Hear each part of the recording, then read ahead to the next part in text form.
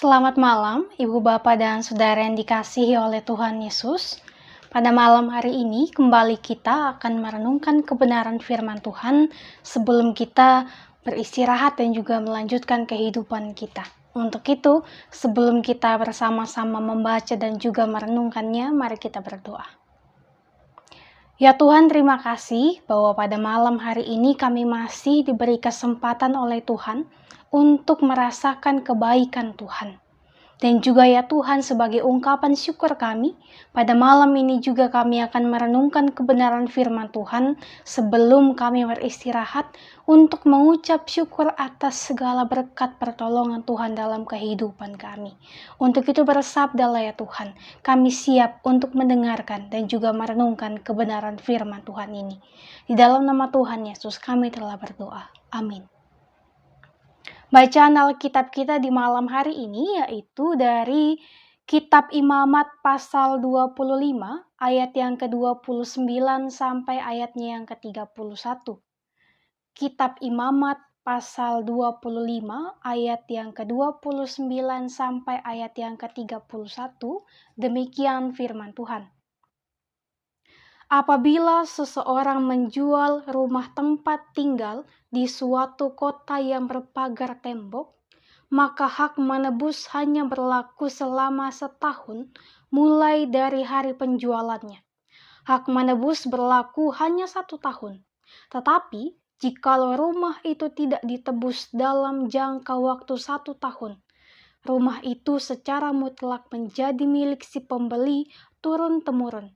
Dalam tahun Yobel, rumah itu tidaklah bebas, tetapi rumah-rumah di desa-desa yang tidak dikelilingi pagar tembok haruslah dianggap sama dengan ladang-ladang di negeri itu. Atasnya harus ada hak menebus dan dalam tahun Yobel, rumah itu harus bebas. Mengenai rumah-rumah di kota-kota orang Lewi, hak menebus rumah-rumah itu ada pada orang-orang Lewi untuk selama-lamanya. Sekalipun dari antara orang Lewi yang melakukan penebusan, tetapi rumah yang terjual di kota miliknya itu haruslah bebas dalam tahun Yobel, karena segala rumah di kota-kota orang Lewi adalah milik mereka masing-masing di tengah-tengah orang Israel. Dan padang pengembalaan sekitar kota-kota mereka janganlah dijual, karena itu milik mereka untuk selama-lamanya. Demikian firman Tuhan dibacakan untuk kita sekalian. Terpujilah Kristus, haleluya. Shalom, Ibu Bapak dan Saudara yang dikasihi oleh Tuhan Yesus. Dalam perenungan firman Tuhan di malam ini diberikan tema yaitu rumah sebagai tempat tinggal. Rumah sebagai tempat tinggal. Berbicara mengenai rumah, ada kalimat yang mengatakan demikian bahwa rumahku adalah istanaku. Perkataan ini tentulah sangat benar sebab rumah yang kita tinggali saat ini pastinya adalah tempat ternyaman. Dimanapun kita berada, kita selalu merindukan rumah tempat kediaman kita masing-masing. Dan pastinya kita menginginkan agar tempat kediaman kita ataupun tempat tinggal kita dan rumah kita tersebut menjadi tempat yang paling nyaman dan paling aman bagi kita sekalian. Sehingga tidak salah jika kita berusaha untuk melakukan yang terbaik untuk bisa semakin membuat tempat tinggal kita ataupun rumah kita menjadi tempat yang ternyaman dan juga tempat yang teraman. Tentu kita semua ingin memiliki rumah yang nyaman.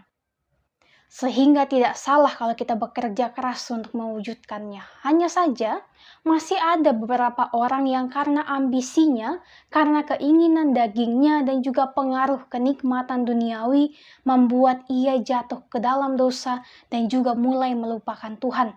Dan juga membuat pola pemikiran yang berubah. Ia mulai egois, ia mulai melupakan keberadaan sesamanya, bahwa ada sesamanya di antara mereka. Apalagi seiring dengan perkembangan zaman pada saat ini yang sangat pesat, membuat manusia semakin berlomba untuk jadi yang terbaik dengan melakukan segala cara agar bisa mendapatkan kekuasaan, mendapatkan kelimpahan, dan juga mendapatkan kebahagiaan untuk kehidupannya pribadi. Ia melupakan bahwa ada sesamanya yang mungkin saja kita rebut kebahagiaannya karena keegoisan dan juga karena kegigihan kita untuk mendapatkan kebahagiaan.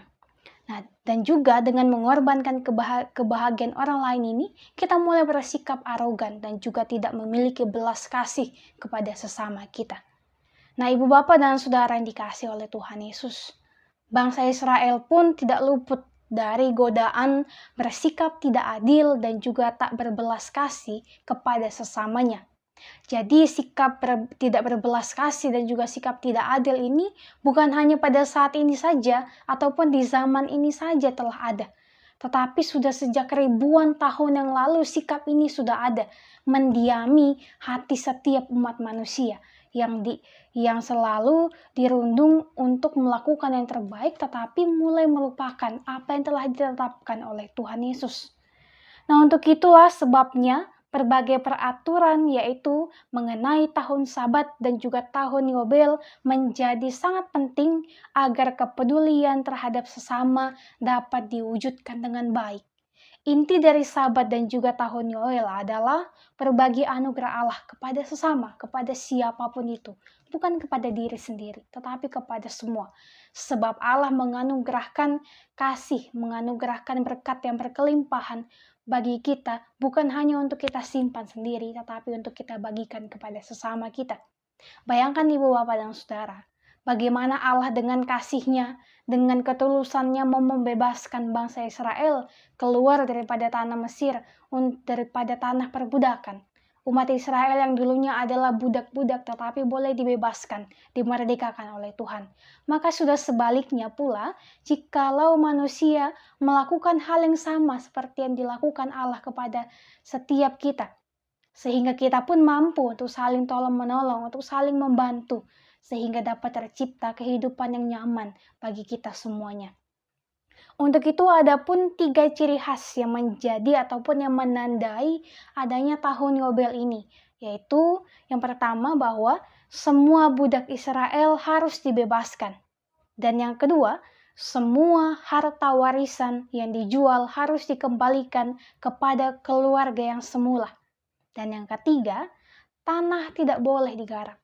Maksud Allah dengan menetapkan tahun ini ialah menjamin keadilan dan juga menjaga agar golongan kaya tidak mengumpulkan kekayaan dan juga tanah dengan mengorbankan golongan yang lemah. Nah, aturan tahun Yobel untuk penjualan tanah, penjualan rumah dan juga manusia sebagai budak itu berbeda-beda. Tanah warisan orang Israel tidak pernah dijual mutlak. Si penjual atau kerabatnya berhak menebus tanah itu. Bila tanah tidak ditebus, tanah yang dijual harus dikembalikan kepada si penjual pada tahun Yobel. Seperti aturan untuk tanah, rumah di desa juga boleh ditebus dan juga boleh tidak ditebus. Harus dikembalikan pada tahun Yobel juga. Namun kesempatan menebus rumah di kota berpagar tembok hanya 1 tahun. Bila tidak ditebus dalam 1 tahun, maka rumah menjadi milik si pembeli untuk seterusnya tanpa batas waktu. Memang mungkin bacaan Alkitab kita pada malam hari ini yang menjadi perenungan kita memang sangatlah mungkin ribet untuk kita baca. Ada banyak sekali aturan dan juga di dalam kitab Imamat ini memang berisi mengenai berbagai macam aturan-aturan yang mungkin membuat kita merasa pusing dengan berbagai aturan tersebut. Namun itulah fakta kehidupan di zaman bangsa Israel pada waktu itu. Ada banyak sekali aturan sebab mereka selalu hidup melanggar perintah Tuhan. Oleh sebab itu Tuhan ingin supaya mereka hidup teratur. Dan juga itu berlaku bagi kita sekarang ini. Setiap peraturan yang dibuat tentu berlaku pada saat kita. Yaitu pada bacaan kita malam hari ini. Aturan untuk boleh saling menolong satu dengan yang lainnya dan juga tidak serakah terhadap apa yang kita miliki. Dan juga melalui tahun Yobel ini kita diperlihatkan untuk bagaimana caranya kita boleh berbagi anugerah Allah. Bahwa mengingat bahwa bangsa Israel yang dulunya adalah budak telah dibebaskan, telah dimerdekakan oleh Allah. Oleh sebab itu kita pun juga harus membebaskan dan juga memerdekakan sesama kita yang saat ini membutuhkan pertolongan. Nah, ibu bapak dan saudara yang dikasihi oleh Tuhan Yesus, Aturan di atas menunjukkan bahwa pada dasarnya Allah tidak menghendaki perbudakan itu terjadi. Orang Israel haruslah memiliki kasih, terutama kepada sesama kita. Mereka harus berusaha menebus saudara ataupun kerabat dekat yang menjual dirinya sebagai budak untuk orang asing karena jatuh miskin. Prioritas membantu saudara atau kerabat dekat ini kemudian berkembang menjadi prioritas membantu saudara seiman pada masa perjanjian baru. Bisa kita lihat dalam Galatia 6 ayat yang ke-10 yang mengatakan bahwa karena itu, selama masih ada kesempatan bagi kita, marilah kita berbuat baik kepada semua orang, tetapi terutama kepada kawan-kawan seiman kita. Ibu bapa dan saudara kekasih Tuhan, perenungan firman Tuhan malam hari ini hendak menjelaskan beberapa poin penting bagi kita, yaitu yang pertama, bahwa perikop ini menjelaskan secara lebih detail mengenai pengembalian tanah dan juga rumah yang tergadaikan karena hutang di tahun Yobel.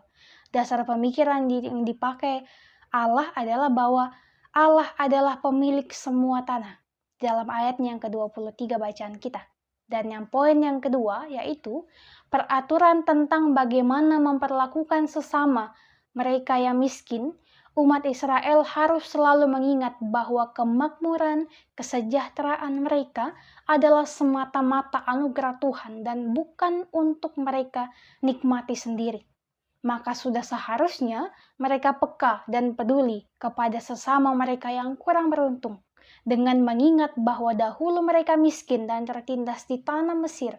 Mereka harus rela berbagi anugerah melimpah itu kepada sesama dalam bentuk kesempatan, dalam bentuk hak dan juga modal untuk membangun kembali kehidupan yang lebih layak lagi.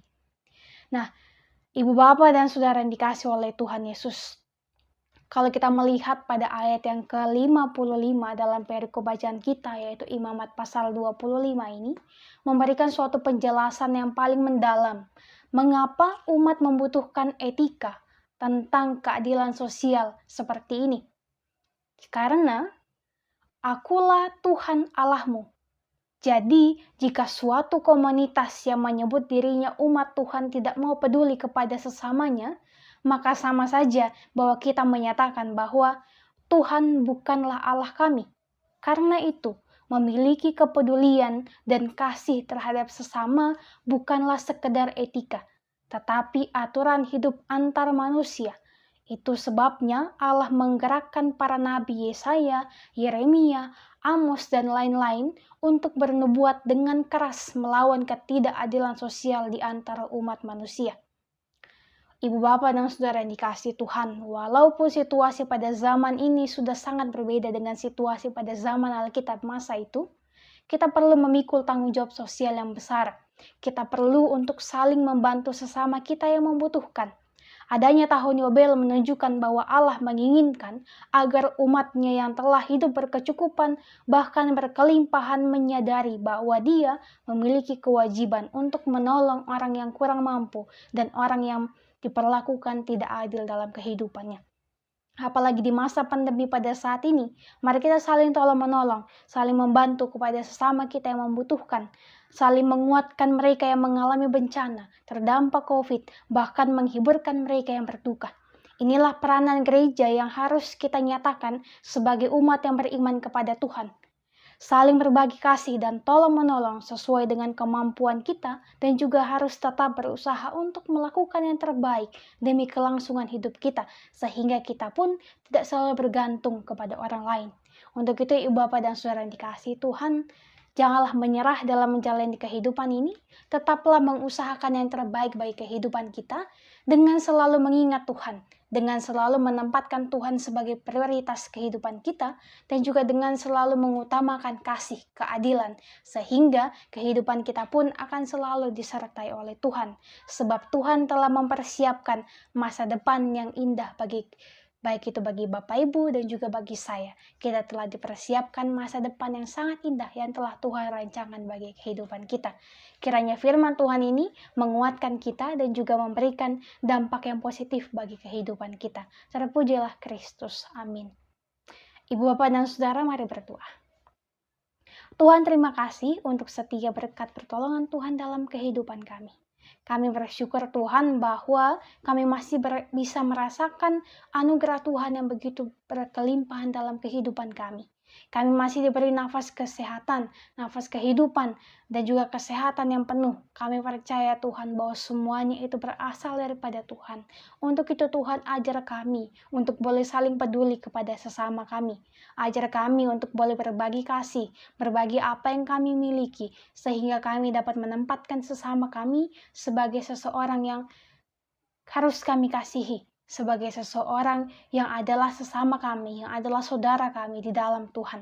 Untuk itu Tuhan berkatilah setiap kehidupan kami, berkatilah setiap usaha kerja kami, supaya kami dapat menghasilkan apa yang baik untuk kecukupan kehidupan pribadi kami, keluarga kami, bahkan menjadi berkat bagi sesama kami yang saling membutuhkan.